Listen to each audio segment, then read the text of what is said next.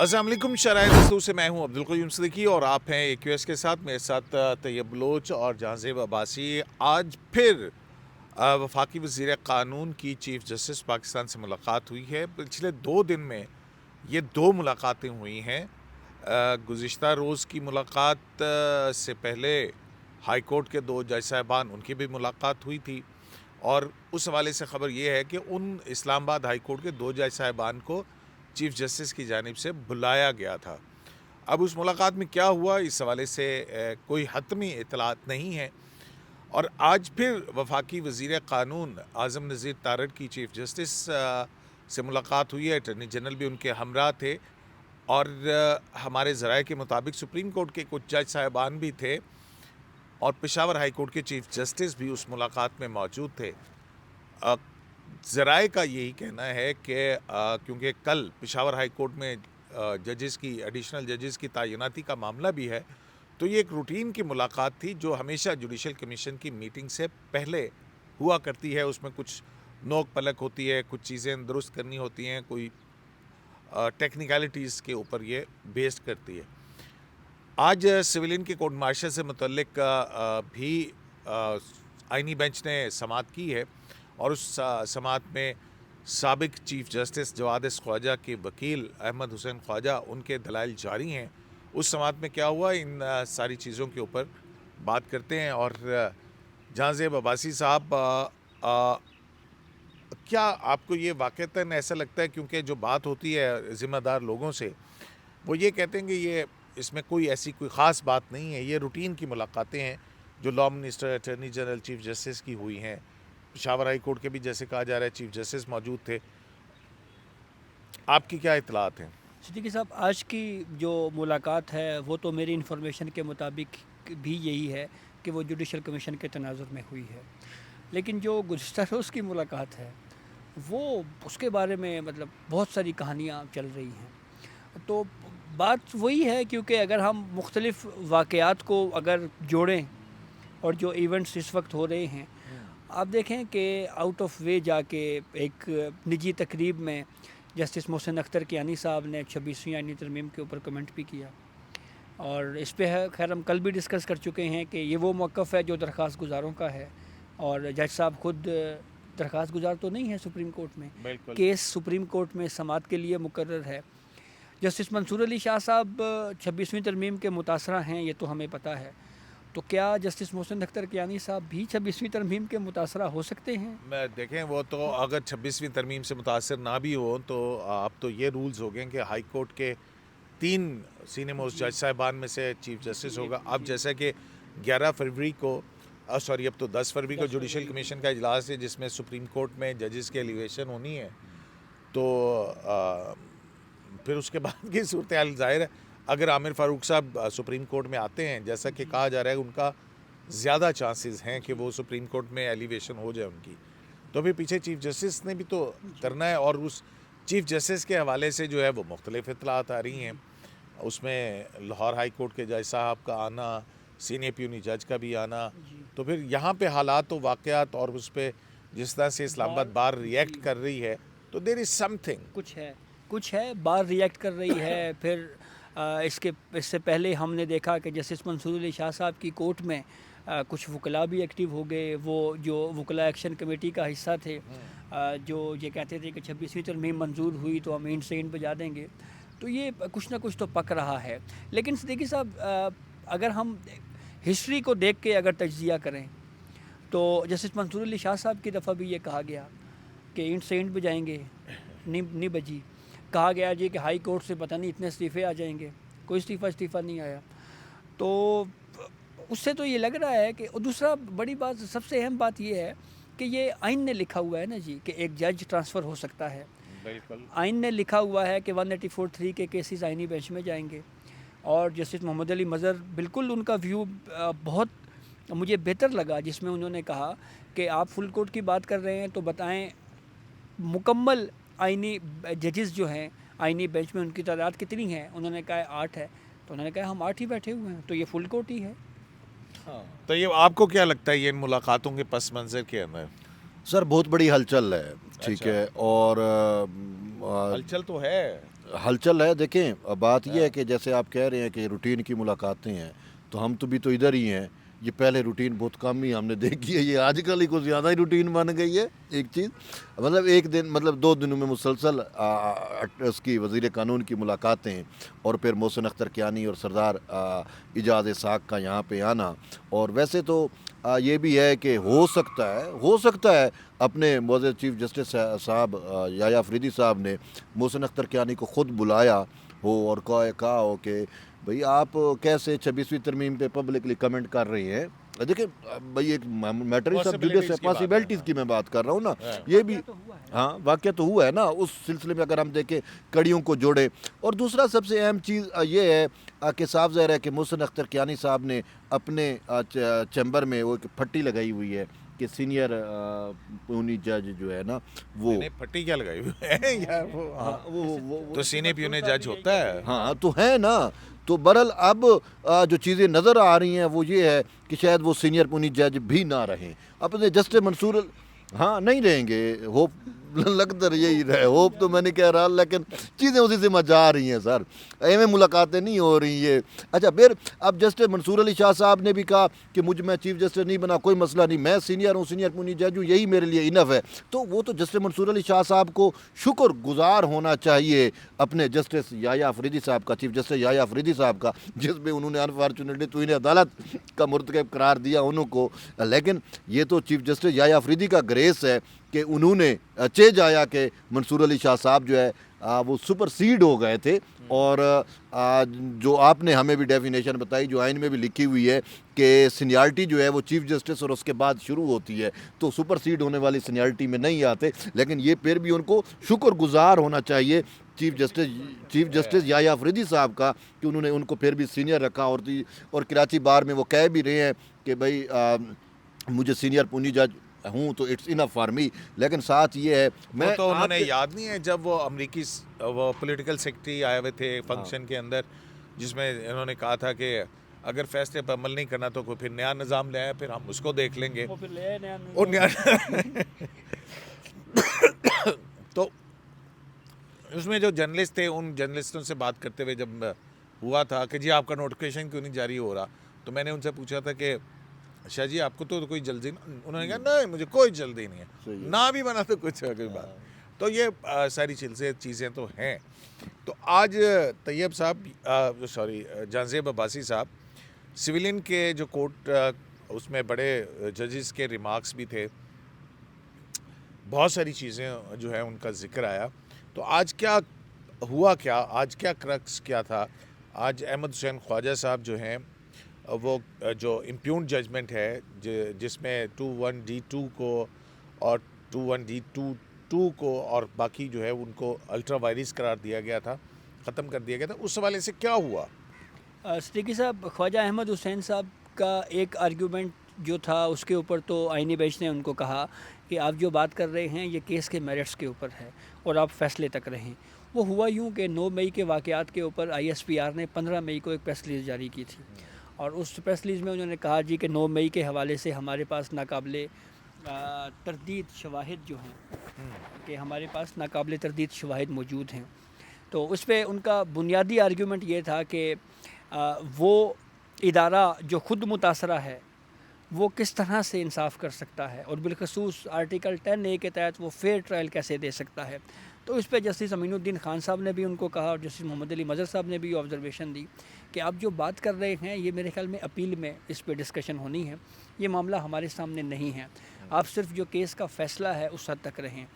پھر ایک آرگیومنٹ جب یہ بات کی گئی کہ کلبھوشن جادیو کا کیا مستقبل میں ٹرائل ہو یا ان جیسے جاسوسوں کا کیا مستقبل میں ٹرائل ہو سکتا ہے, تو انہوں نے کہا بالکل ہو سکتا ہے, ججمنٹ میں اس کو سیو کیا گیا ہے. یہ احمد حسین خواجہ صاحب نے کہا. احمد حسین خواجہ صاحب نے, تو انہوں نے وہ کیسے وہ متعلقہ پورشن پڑھا کہ جو اس طرح کے اقدامات ہیں جس میں جاسوس ہیں یا اس طرح کا ایشو ہے وہ جو ہیں وہ اس سے باہر ہوں گے. جو اس طرح کی جب وہ ایک پیرا پڑھا تو اس پہ جسٹس امین الدین خان صاحب نے سوال اٹھایا. انہوں نے کہا کہ یہ تو بڑی عجیب بات ہے کہ آپ ایک طرف آرمی ایکٹ کا سیکشن 21D2 جو ہے اس کو آپ اسٹرائک ڈاؤن کر رہے ہیں, اور دوسری طرف آپ یہ بھی کہہ رہے ہیں کہ نہیں یہ اس سے متاثر نہیں ہوں گے. تو خواجہ احمد حسین نے کہا کہ میں آگے بڑھنا چاہ رہا ہوں, اپنے آرگیومنٹس کو آگے بڑھانا چاہ رہا ہوں. ہاں مطلب یہ ہے نا کہ یہ ایک عجیب سی بات ہے کہ ایک قانون جس کے نیچے اس کا ٹرائل ہوا ہے اس کو آپ الٹرا وائرس قرار دے دیں اور کہیں کہ نہیں یہ ٹرائل جو ہے اس کے تحت ہو سکتا ہے. مطلب یہ تو سیلف کنٹراڈکٹری ایسی چیزیں ہیں. تو دوسرا اس کورٹ پروسیڈنگ میں اب تک جتنی بھی پروسیڈنگ ہو چکی ہے اس میں ایک چیز بالکل واضح نظر آ رہی ہے کہ جو اس مین ججمنٹ کو سپورٹ کرنے والے وکلاء ہیں وہ جب اس بات پہ عدالت کو کنونس کرتے ہیں کہ سویلین کا فوجی عدالتوں میں ٹرائل نہیں ہو سکتا, اس پہ آرگیومنٹس دیتے ہیں, تو جو آرمی ایکٹ کا سیکشن 221D1 ہے اور 221D2 ہے اس کے اوپر عدالت کنونس نہیں ہوتی. آج بھی یہی ہوا. جسٹس حسن نظر رضوی صاحب نے ایک سوال پوچھا, انہوں نے یہ کہا کہ یہ بتائیں کہ کیا کلبھوشن جادیو جیسا کوئی جاسوس ہے, اس کا کوئی مستقبل میں اگر کوئی اس طرح کا ایونٹ ہوتا ہے تو کیا اس کا ٹرائل ہو سکتا ہے؟ انہوں نے کہا جی کہ ہاں جی یہ تو ایک فیکٹ ہے کہ اب تو نہیں ہو سکتا. تو انہوں نے کہا پھر یہ ٹرائل کہاں ہوگا؟ انہوں نے کہا جی کہ یہ ٹرائل انسداد دہشت گردی کی عدالت میں ہوگا. ایف بی علی کیس میں جسٹس اجمل میاں صاحب کا ایک نوٹ ہے یا ان کا ویو ہے, اس کو انہوں نے ڈسکس کیا. شیخ لیاقت حسین کی جی شیخ لیاقت حسین کیس میں کہ یہ ہولڈ کیا گیا ہے کہ دہشت گردوں کو آپ جو ہیں وہ رد عمل ان کے ساتھ آپ کا ایسا ہو کہ آپ سویلین میں ان کا ٹرائل کریں. تو اس پہ جسٹس حسن نظر رضوی صاحب نے کہا کہ دیکھیں اس وقت آئے روز یہ خبریں آتی ہیں کہ ہمارے فوجی جوان جو ہیں وہ شہید ہو رہے ہیں. کبھی یہ خبر آتی ہے کہ 13 جوان شہید ہوئے, کبھی یہ کہا جاتا ہے کہ 5 جوان شہید ہوئے. تو ان میں ایویڈنس جو ہے وہ کیسے آئے گا؟ اور دوسری اہم بات, ان فوجی جوانوں کو جو ہے وہ 21D2 جب اسٹرائک ڈاؤن ہے تو ایسی صورتحال میں ان کو انصاف کیسے ملے گا؟ تو یہ آبزرویشن ہے. اور آج جیسے جمال مندوخیل نے ایک واقعہ بھی سنایا بلوچستان ہائی کورٹ کا کہ وہ 6 جج صاحبان جا رہے تھے اور وہاں پہ کوئی بلاسٹ وغیرہ ہوا تھا. سر یہ واقعہ انہوں نے سنایا. اصل میں وہ یہ جب دہشت گردی والی بات ہوئی تو اس میں یہ کہا گیا کہ اس وقت ہمارے ملک کے تقریباً 2 پھر کہا گیا 2.5 صوبے جو ہیں وہ دہشت گردی سے بالواسطہ یا بلا واسطہ اس میں دہشت گردی کی لت میں ہیں یا وہ اس میں جکڑے ہوئے ہیں. تو پھر جسٹس جمال خان صاحب نے کہا کہ ایک بم بلاسٹ ہم پہ بھی بم بلاسٹ ہوا تھا اور ہم وہ کہہ رہے تھے کہ ججز جو ہیں وہ ٹریول کر رہے تھے اور جس روٹ پہ تھے وہاں پہ یعنی کہ 5 منٹ پہلے بلاسٹ ہو گیا. تو انہوں نے کہا کہ اللہ نے ہمیں محفوظ رکھا. اور یہ تھوڑا آپ بتا دیں کہ آپ نے کہا کہ اس میں جو ہے وہ چیف جسٹس سابق چیف جسٹس قاضی فیض عیسیٰ بھی تھے, تو وہ کیا اس میں اور کون کون سے ججز تھے؟ مجھے نہیں پتا. یہ تو بلوچستان کا واقعہ ہے تو اس وقت تو ظاہر ہے قاضی صاحب بھی وہاں سے آئے تھے. ہاں تو وہاں پہ تو بہت سارے واقعات ہوئے ہیں, بہت سارے. تو بہرحال اس میں 6 ججز تھے اور اس میں یہ ہے کہ شاید قاضی صاحب بھی اس میں تھے. اور بہرحال جمال صاحب کا یہ کہنا تھا کہ شکر ہے اللہ کا کہ ہمیں اللہ نے بچا لیا. پھر انہوں نے یہ کہا کہ ہمارا کام جو ہے وہ جو ہے فیصلہ دینا ہے, انصاف کرنا وہ اوپر والی ذات ہے, وہ انصاف کرتی ہے. ہمارے پاس تو جو شواہد آتے ہیں, جو حقائق آتے ہیں, جو ثبوت آتے ہیں, ان کو مد نظر رکھ کے ہم فیصلہ کرتے ہیں. پھر انہوں نے خود ہی کہا کہ ہماری جوڈیشری کا جو نمبر ہے وہ 130ویں نمبر پہ ہے. تو انہوں نے کہا اس کی بھی ایک وجہ ہے کہ یہاں پہ کوئی ایونٹ ہو جاتا ہے تو کوئی اگر چشمدید گواہ بھی ہے تو وہ بھی جا کے گواہی نہیں دیتا کیونکہ پھر ان کو وٹنس پروٹیکشن نہیں ہے.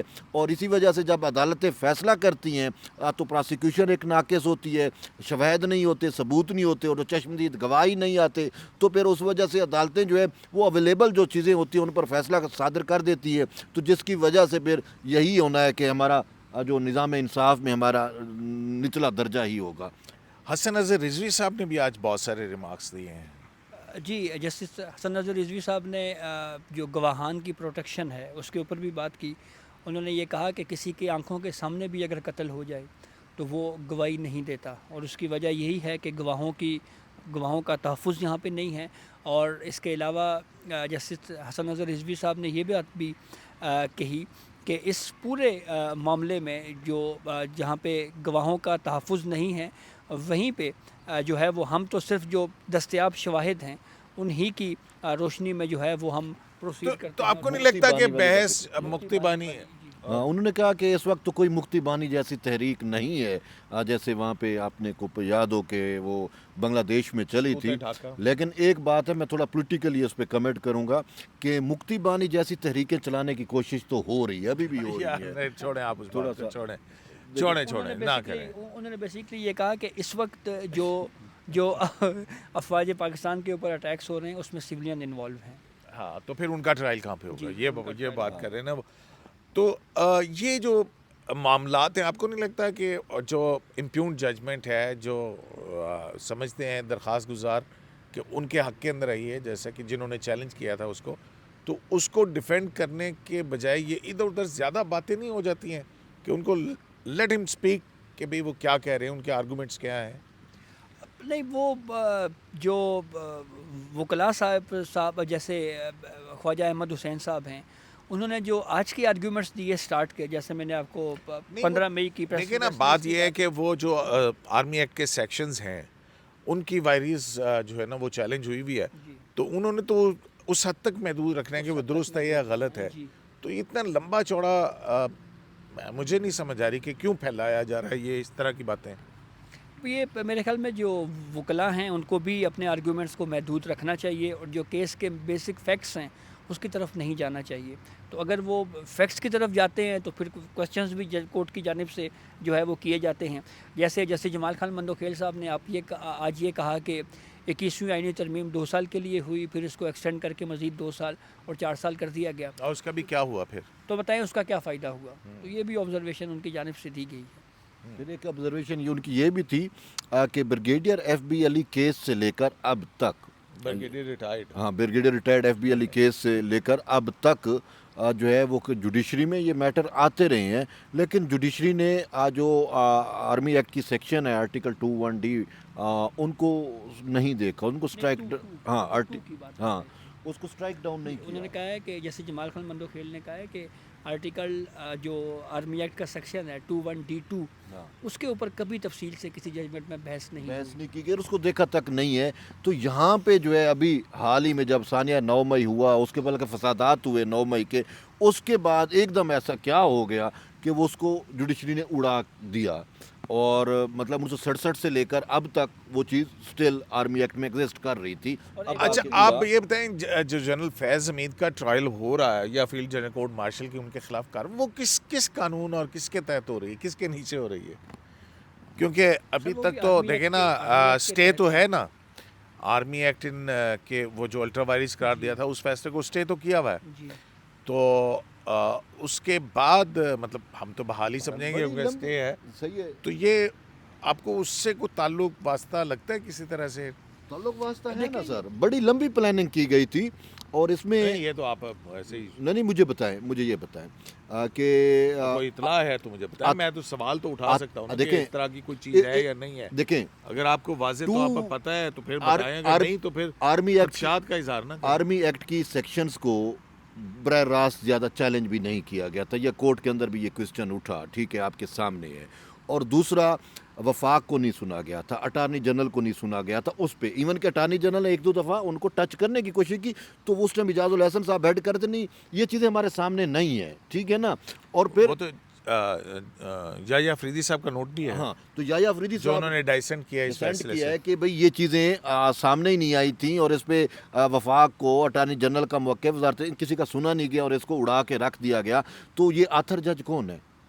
جسٹس منیب اختر صاحب ہیں، تو جسٹس منیب اختر صاحب ہیں، اور بھی تو ہیں جنہوں نے کنسنٹ کیا ہے، اور اس کے ساتھ ساتھ مجھے یہ بتائیں کہ جو ہے وہ جنرل فیض اس ٹائم ریٹائر تھے، ٹھیک ہے نا، اور اس ٹائم جب میں موجودہ صورتحال دیکھتا ہوں تو آرمی نے اس ٹائم ان کو کاشن کر دیا تھا، یعنی کہ آپ جو ہے وہ سیولین میٹرز میں یا ہمارے معاملات میں ریٹائر ہونے کے بعد رکھنا اندازی نہ کریں۔ وہ جو پریس ریلیز آئی ہے اس کے اندر بھی ہے کہ ریٹائرمنٹ کے بعد کے ایسے واقعات ہیں جن کے اوپر ان کا وہ ہو رہا ہے، تو پہلے پہ نہیں ہوگا، انہوں نے کہہ دیا پہلے پہ نہیں ہوگا، بعد پہ ہوگا۔ ان کو کہا گیا کہ آپ رکھنا اندازی نہ کریں، آپ جو ہے وہ چیزوں کو تو آپ مہربانی کریں، ان کو وارن کیا گیا تھا، لیکن اس کے باوجود وہ باز نہیں آئے، جس کی وجہ سے وہ پکڑ میں آئے۔ جب وہ باز نہیں آ رہے تھے تو اس ٹائم بھی آپ دیکھیں کہ یہاں پہ پنجاب میں حمزہ شہباز کا حکومت بنتا ہے، اور کس طریقے سے مینوپولیٹ کر کے، مجھے یہ بتائیں چودھری پرویز الہی اس وقت جنرل باجوہ بھی تھے، ایک منٹ ہاں جنرل باجوہ تھا، چودھری پرویز الہی صاحب زرداری صاحب سے مٹھائی کھا کے گئے تھے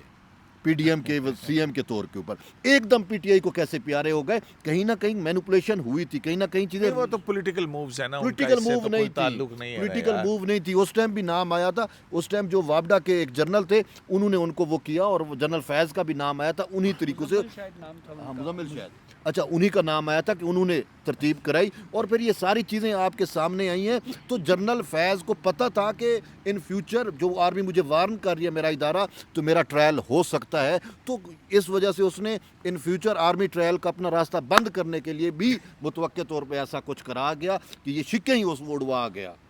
ایک سوال ویسے جیسے یہ جمال سوال خان پیدا ہو آج رہا ہے جیسے جمال خان مندوخیل صاحب نے اور بھی بہت اہم اٹھایا ہے.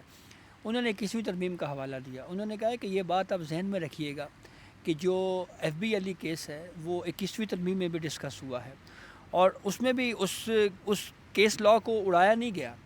تو اس پہ خواجہ احمد حسین سے صاحب نے کہا ہاں جی وہ 8 ججز کی کا اکثریتی فیصلہ تھا. انہوں نے کہا نہیں, آرڈر آف دی کورٹ مانا جاتا ہے اور وہ 17 رکنی فل کورٹ کا فیصلہ تھا. تو آپ اس کو بھی مد نظر رکھیے گا.